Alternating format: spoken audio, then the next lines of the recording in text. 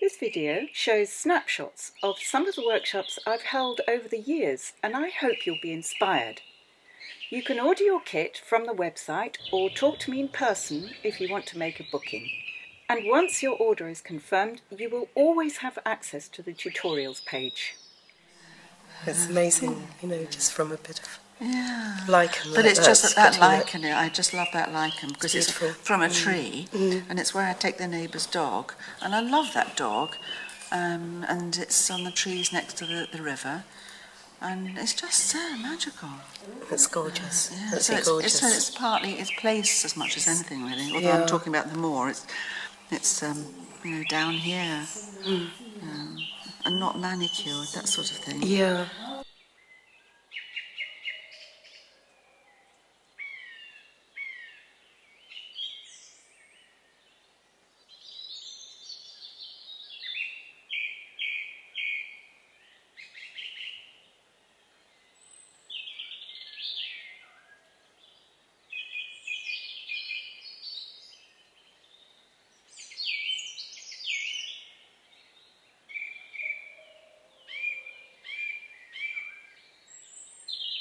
So you're really pulling the thread apart. Yes, yeah.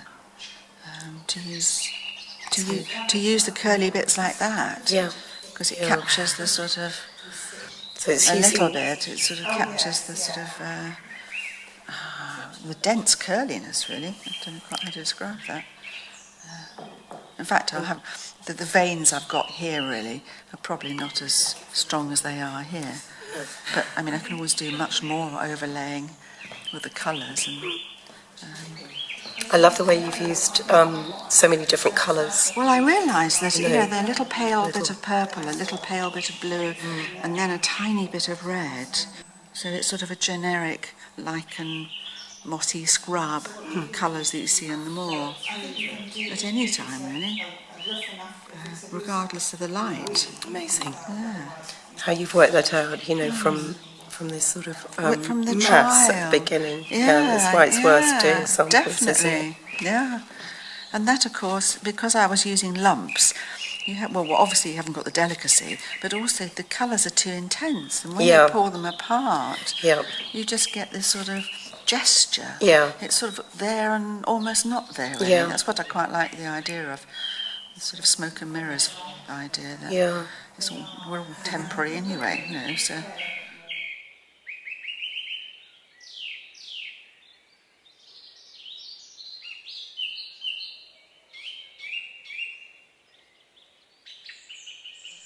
Well, I just think you've done it beautifully. It's really lovely. So delicate and not fragmenting. Fragmenting I love stuff, sort of fragments, which is what you're doing, isn't it? Fragmenting what is already a very fine yarn. Yeah, but not fine enough. Yeah.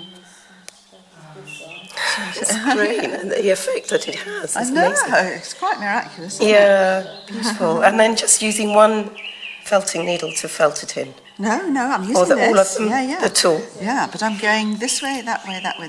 And I do it diagonally as well. I don't quite know why, but I seem to want to. So, but no, I'm just starting with very that. Absorbing. It is really absorbing, and then very satisfying. And then you've plotted out where you're going to have these. Every square template is going to be one of these. So tomorrow I should be putting one of these wherever a square paper appears. And so you're going to keep this. This is your samples. This is your separate piece, which you can use as a panel on a wall or something like that. Studies in lichen. Yeah. Oh, nice. Studies in lichen. Yes. Yes. Yeah. And then you'll work when you're ready. You'll work straight onto the cover. I will. Yes. Yeah.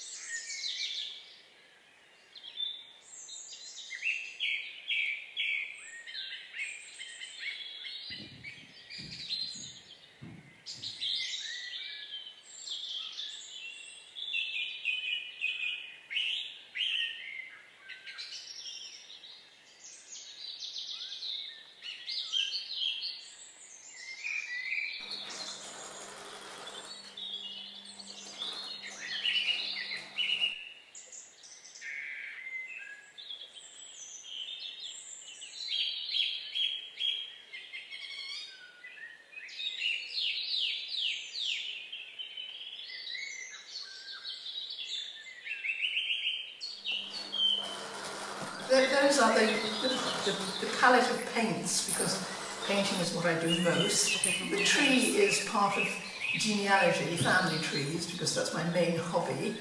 This is the underground under the tree, and this is the stream, the river, the movement, or whatever that will take my remains away. There are the worms that will help it.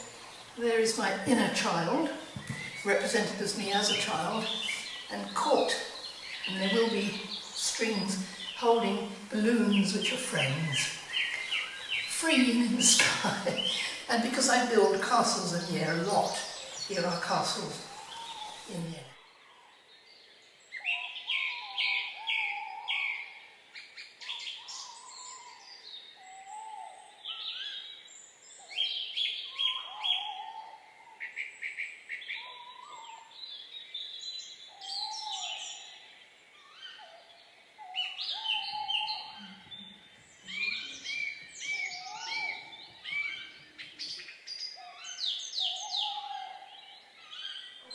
She grew up very much alone because we lived, when I was a child, in a tiny village and there was no one else of my age, and so I spent most of my time alone, climbing trees and having some really rather scary moments, falling into the middle of dead trees with great holes in them, and lost right down in the bole of one, and being absolutely terrified that I was never going to be found, but I managed to get out of it. But I spent a lot of time alone in the countryside, and so the little figure alone in a sort of by a tree is perfectly symbolic of my childhood.